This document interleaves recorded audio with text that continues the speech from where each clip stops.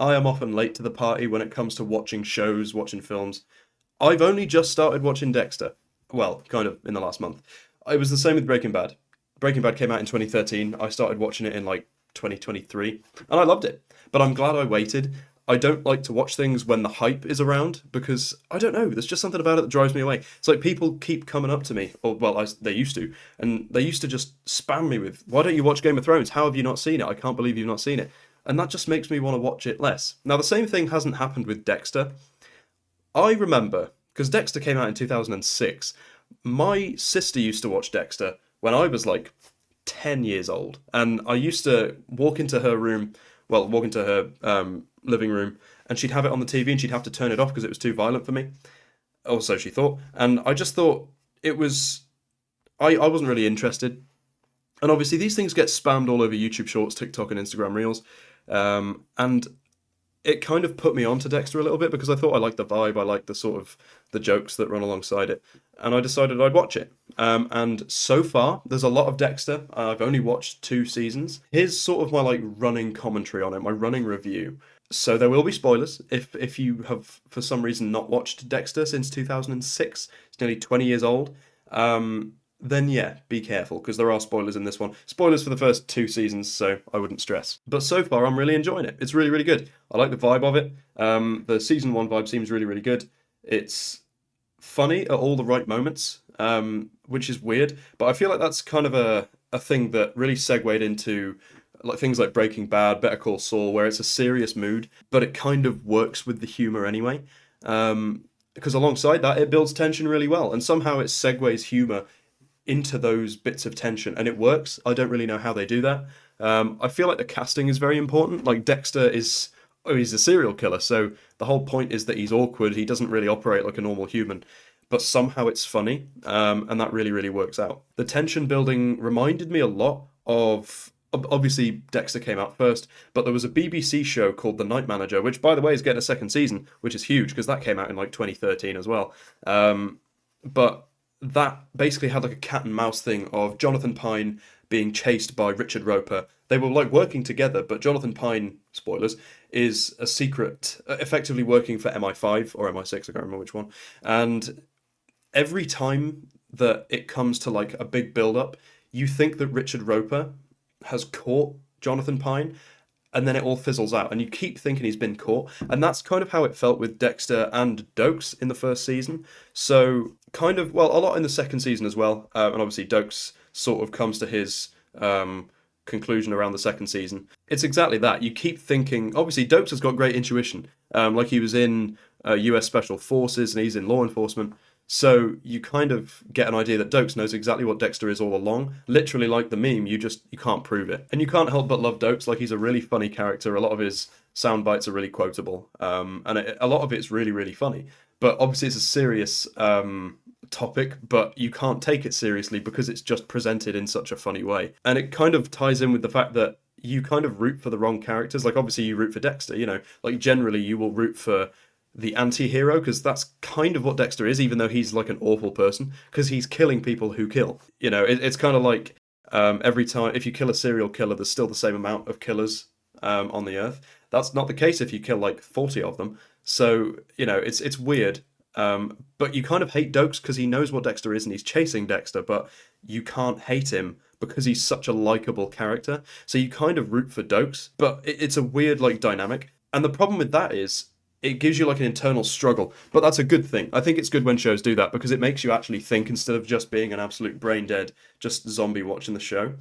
It makes you think, and I think that's quite good. And I'll speak more about Dokes in a moment, but another good thing that it does is storytelling without showing you what's happening. So you know what's happening. It's not like it's trying to be like sneaky about what's going on, like it's trying to make you guess. Like you know what's happening, but you don't see any of Dexter's kills for like the whole of the first season. I think it's actually more towards the end of the second season that you do, where Dexter actually stabs the guy basically out of rage before he actually dismembers him. So, you know what's happening, but it doesn't show you for like a whole like 12 episodes because you don't need to see it. And it's not overtly gruesome. Obviously it is, like in the first few episodes you're seeing dismembered body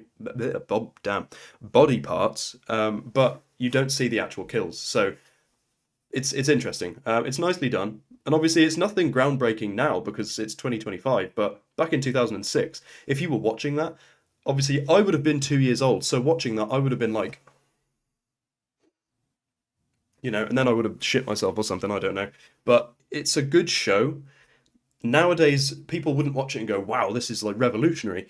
But I like to think about how it would have been watched in 2006 because I think it would have been a big game changer for people watching shows, especially stuff like that. Another good thing the show does is twists. So again, big spoiler for the first season. So the whole first season is about the ice truck color. So you're trying to figure out who that is, and only towards the end of the season you figure out that Deborah Morgan's boyfriend, Rudy Cooper, is actually Brian Moser, so Dexter's biological brother, who is the ice truck killer, and that's why he knew where Dexter lived, and he like tracked him down.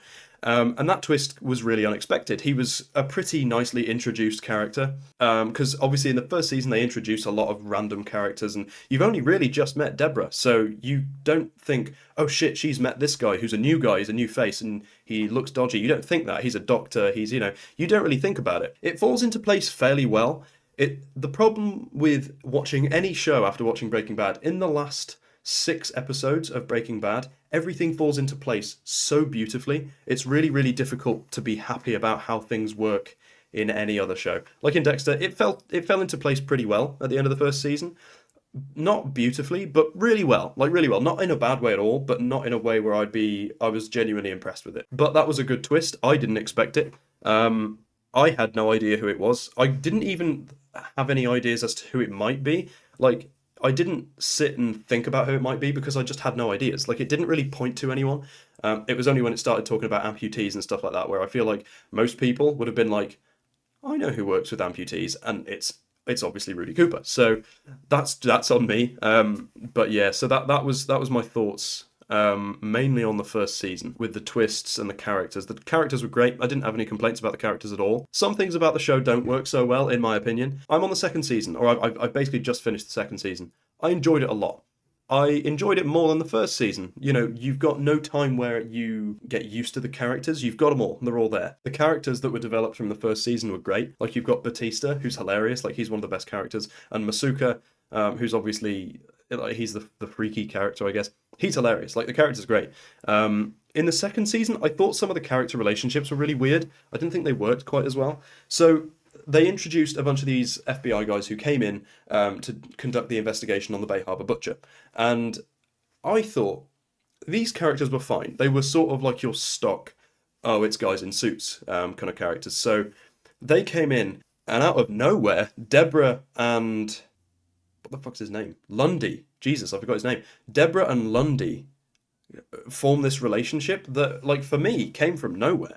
Like, I rewatched the episode where it kind of came about, and I didn't see any signs of the relationship appearing. Like, I understand that these things they don't always develop in like a cartoonish way where it's like, you speak for one day, then you speak for two, then you go on a date, then whatever. But it just seemed like it was all done through eye contact, which I didn't feel any chemistry between those two characters at all.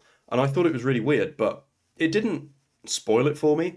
I felt like after they kissed on that bench, it kind of worked. It worked from there. But initially, I didn't think it worked at all. It didn't make any sense to me whatsoever. And when it happened, I was just kind of sat looking at my phone like... But then, I don't know. You know what? These things are subjective. These things happen all the time. And it does happen like that. Of course it does. I just thought it was a bit random, and I didn't think it worked to be written in. It felt really like it had been forced into the script, and it had to work, just to add another layer to the whole story. Because if you'd taken that part out of the story, it wouldn't have been very fleshed out during the second season. So, but that's just me. Maybe that's just me being a bar humbug, anti-relationship kind of guy. Cutting characters out too early was another issue. So everyone loves Dokes. Everyone loves Dokes. And ultimately, I won't give all the details, but basically Lila kills Dokes. And the relationship between Dexter and Dokes was, so far, obviously through 2 seasons, my favourite in the whole show. I really, really enjoyed it. It was really like that cat and mouse. I think he was cut out way too early. Straight up, he was cut out way too early. Now, I'm on season 2. Well, season 3 now. There are 8 seasons of Dexter. I am wondering what the fuck could possibly happen in the next 5 seasons. Well, 3, 4, 5, 6, 7, 8. I mean, whatever. 6 seasons. What could possibly happen? Like, I don't know how it works, or how it will work. I just can't think. But this is only my like 2 season benchmark review. So when I get, I'll probably wait until the end to give another review. The reason I've done 2 seasons and then done this review is because I forget things, and if I did the whole thing, I'd have to rewatch bits of it, and it would take forever. So, yeah, I really don't know what could happen in the next 6 seasons to make this work. I hope it works. I really hope it does. I hope the next 6 seasons don't just suck. But I've never heard any bad things about Dexter. I've not spoiled it for myself, so I don't know what happens. I know we've got Dexter Original Sin and another series of Dexter, which I have now forgotten the name of.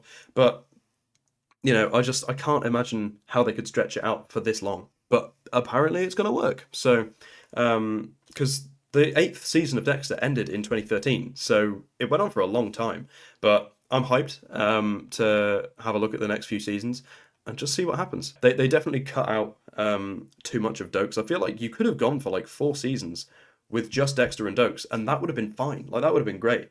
And like I said, it's like the Jonathan Pine Richard Roper relationship where you're like, oh shit, he's caught him, but then he hasn't, and it's like whoa, and it gets your heart racing. It really does. So I don't know. Hopefully the next few seasons are great, but I've waffled for long enough. So I hope you enjoyed, and I will update you on the next few seasons. Thanks for watching.